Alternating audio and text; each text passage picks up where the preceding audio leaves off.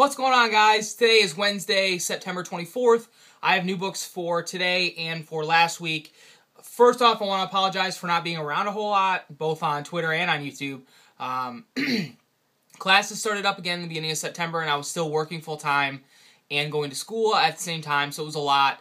I didn't have a whole lot of free time for anything, let alone reading books or making videos, being on YouTube or whatever. But I'm down to a couple days at work, so I have a lot more free time to do some other stuff. So moving forward, I should be watching some more videos, replying to comments on my own videos, and being able to post some more other than just a video every couple of weeks. But I should have a Wednesday video again next week, and then I have a large in-stock trades order coming in, so I'll do a graphic novel book haul for September, and yeah, so let's get into the books for this week. Like I said, these are books from this week and last week. They're not divided in any way. I don't know what came out what week, but we'll just get into it.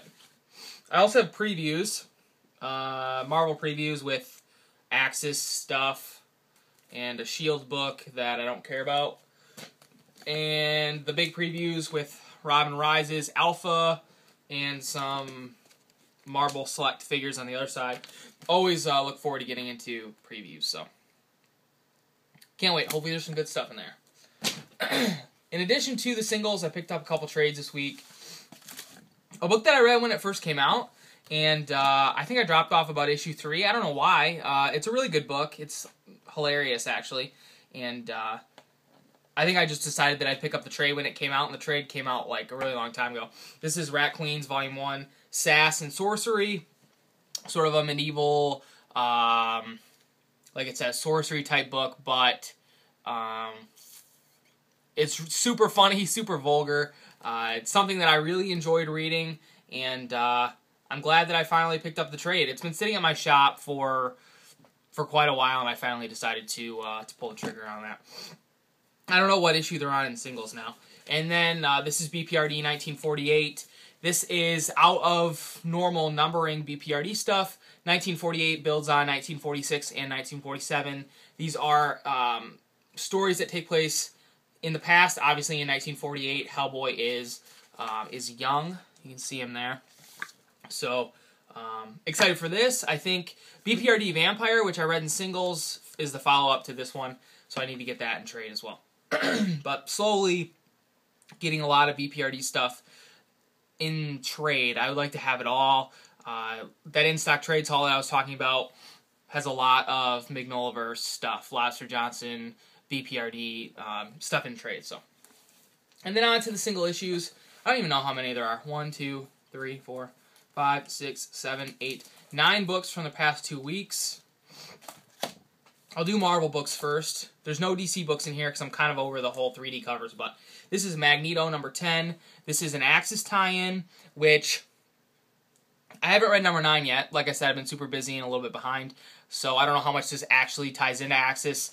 I see Quicksilver and Scarlet Witch and Rogue on the cover, so should be interesting. Still written by Cullen Bunn, so have high hopes for that. This is Uncanny X-Men number 26. This deals with the fallout from the last Will and Testament of Charles Xavier. Can't really see this all that well, but Cyclops is being attacked by little monster versions of Cyclops, like in his old costume.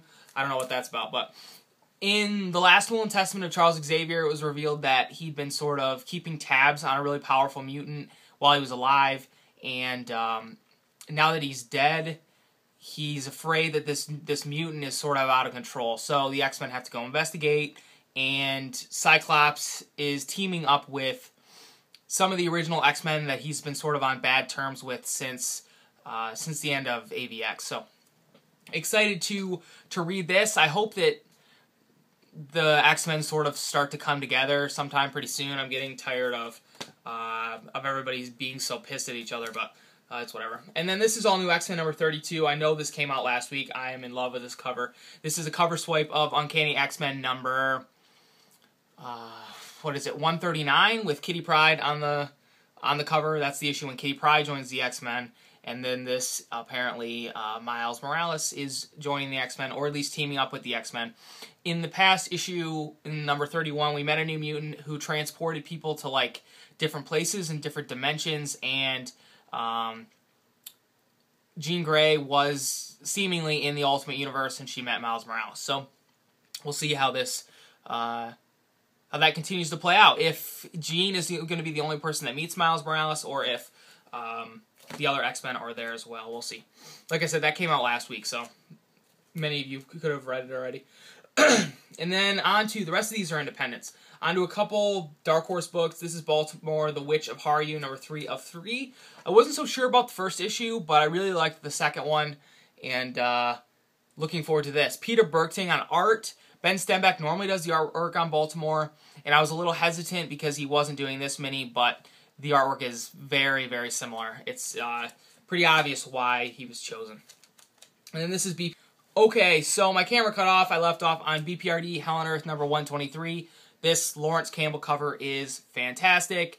This 2-issue arc, The Broken Equation, has been some of my favorite stuff since Hell on Earth started. Definitely since Wasteland, which was a year ago or so. But I won't talk about it too much because I know not very many people are reading it. But definitely check out the trades if you had the chance. The omnibuses that you can see, like, right there, and all the Hell on Earth trades. Can't suggest that enough. Rachel Rising, number 28. This cover is beautiful, like all Terry Moore's covers are. Another book that not very many people are reading, so I won't talk about a whole lot, but absolutely fantastic. I have all 4 trades that are out at this point in time, and the singles from issue 12 on or so. So definitely check out the trades. Love that book. Terry Moore is the man. And then next, this is Outcast, issue number 4. I was a little hesitant about this starting out, but I think I'm starting to really, really like it for the same reasons that I like The Walking Dead. This book is about, it was billed as a book about demonic possession, about demons and stuff like that, which it sort of is, but that stuff seems to be more of a backdrop, at least right now. And in The Walking Dead, you have zombies, but it's a zombie book, but the zombies sort of serve as a backdrop for the interactions between the characters and character growth over time. And I think that's what this book is going to be as well. Our main character, I think his name is Kyle, has some major issues, and he seemingly abused his daughter and ended up separated from his wife or girlfriend, I'm not sure.